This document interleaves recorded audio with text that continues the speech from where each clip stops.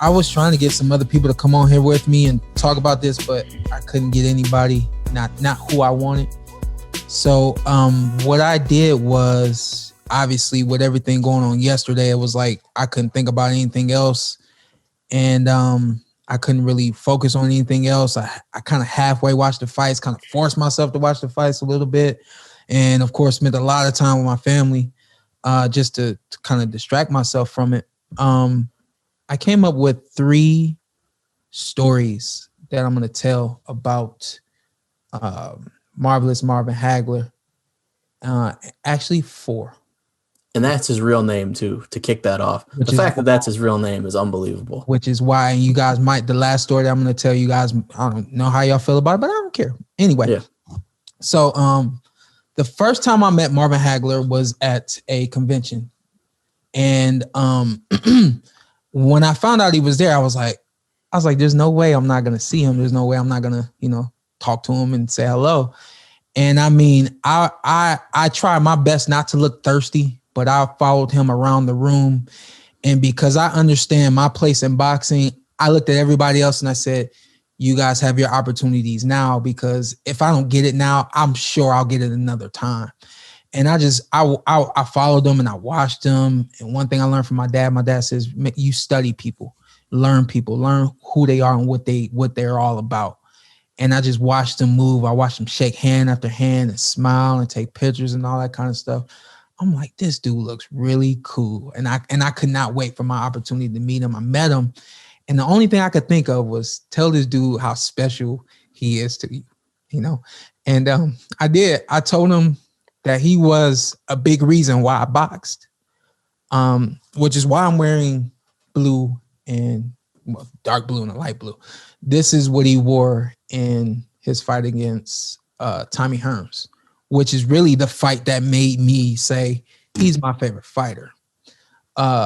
Marvelous Marvin, when we met, I just broke it all down to him. I said, listen, you my favorite fighter of all time. And, I watched you and I just always kind of wanted to be you. And, I'm here now and I just want to tell you, thank you. And he said, oh no, I've heard of you. I know who you are. And it's nice to meet you too. And thank you for the kind words, all that kind of stuff. And we broke and that was it. And like, for me, one thing a lot of people don't know about me is I get very shy in certain situations. And so it took a lot for me to kind of like get out there and go see him. And then to even go even further to say all that to him and for him to be receptive of it. Like that was coined one of my favorite, or not favorite, but one of the best days of my life.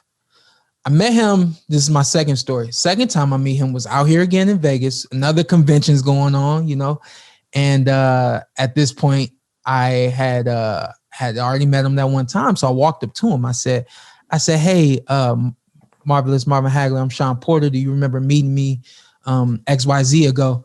And he says, oh no, man, I know who you are. You're one of my favorite fighters. I'm like, I said, no way. You stop playing. He said, no, really, you're one of my favorite fighters. You and your dad, you guys are doing really good. At that point in time, he actually said, I like Andre Berto too.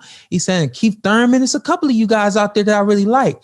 And if any young guys are watching this story right now, this is what I want to tell you guys, because at that moment, I never realized until that moment that when these greats who we have always admired and appreciated, once they're gone from the sport, they don't leave the sport. They still love it and they still want to watch it. So any young guys out there, any of your favorites right now, your job is to turn yourself into their favorites later. And that's exactly what I was able to do with Marvelous Marvin Hagler. And I couldn't believe it when he told me that. And I was like stuck in that spot when he said that. And I looked at my dad. Did you hear what he said? My dad said, no, I didn't hear it. He said, Marvin Hagler said, I'm one of his favorite fighters. I was stuttering all that. My dad said, really? I said, yeah. He said, that's pretty cool, ain't it? I said, I can't believe it. I was like, I can't believe it, but that's who he was to me. He just was that special. And when he told me that I was that special to him, or in sake of words, I was like, I couldn't believe. I was blown away. So the third opportunity that I had to be around Marvelous Marvin Hagler was at Canastota at the Hall of Fame. My dad and I, they were inviting us to come there for years, and we had never went. And we finally decided that, hey, this is the summer. We got time. Let's go out there. Let's enjoy it and all that. I didn't know who was going to be there. I didn't know what it was all about and all that kind of stuff. And, just like a convention, all the greats are there. And come to find out, Marvelous Marvin Hagler is there every single year for like something crazy, like 20 or 30 years straight. Every single year. Has his own car that he leaves there every year, that he drives through the parade. He ran the 5K every single year with the people. He didn't run behind them. He didn't run in front of them. He ran with the people. When I got a chance to see him in the Hall of Fame, that was my opportunity to do what my dad always said: study and watch and listen and just pay attention. And I watched him and I said, wow, I chose this dude to be my favorite fighter when I was like 10 years old because he was exciting, because he was the shorter guy fighting Tommy Hearns, because he had muscles, and because he was a beast in the ring. I said, I chose him because of that. I said, I am who I am. I'm humble. I love everybody. I spend as much time as I can with everybody.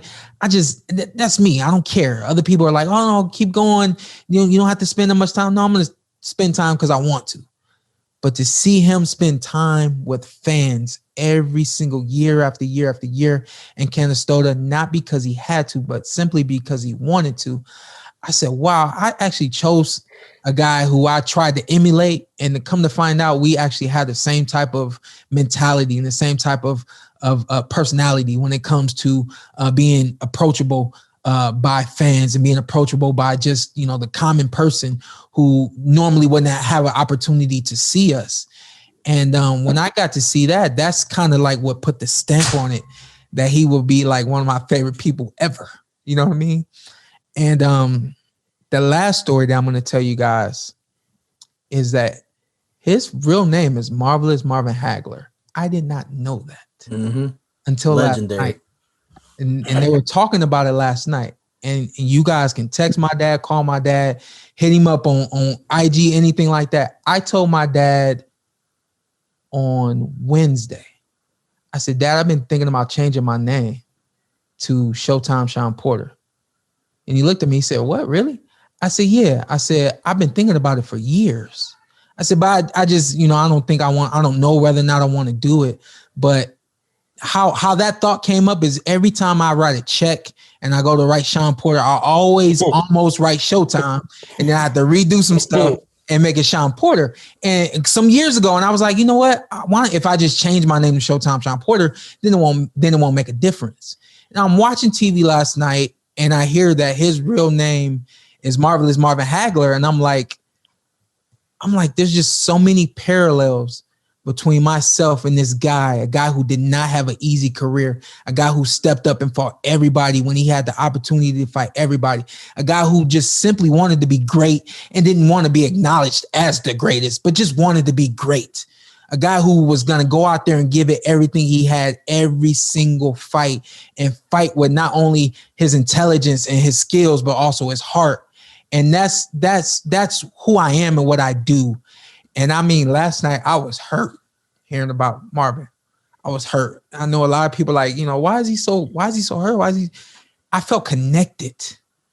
I really felt connected. And when I think about my childhood of saying that's going to be my favorite fighter, just looking at his muscles and the way he fought and things like that, and then seeing him interact and saying, wow, I picked the dude to be my favorite fighter, and we got a lot in common. And then getting close enough to him to see like how we parallel, how the things are really similar between him and I. Last night kind of broke me up, y'all, and I was hurting. And y'all can see that I'm hurting right now, but it'll be all right. And I'm praying for his family and all that kind of stuff. Sure. The last thing I want to say, then we'll get off here. Obviously, y'all have a chance to speak or whatever, but I am going to get into documenting fighters. I think that's something that really hasn't been done. I know we've seen movies, but we haven't seen like the code in the thick of it all. And I feel like I have what it takes to do that. So I wanted to do that. And that's the one that I won't be able to get to do, unfortunately. But I loved him, man. He was just different. And to me, people always ask who I think the greatest fighter of all time. It's Marvelous Marvin Hagler. Don't tell me you didn't enjoy what you saw, because I know you did. What you need to do now, hit that subscribe button, hit the like, hit that notification button. Check us out every week, every Tuesday, something new for you right here on the Porter Way Podcast.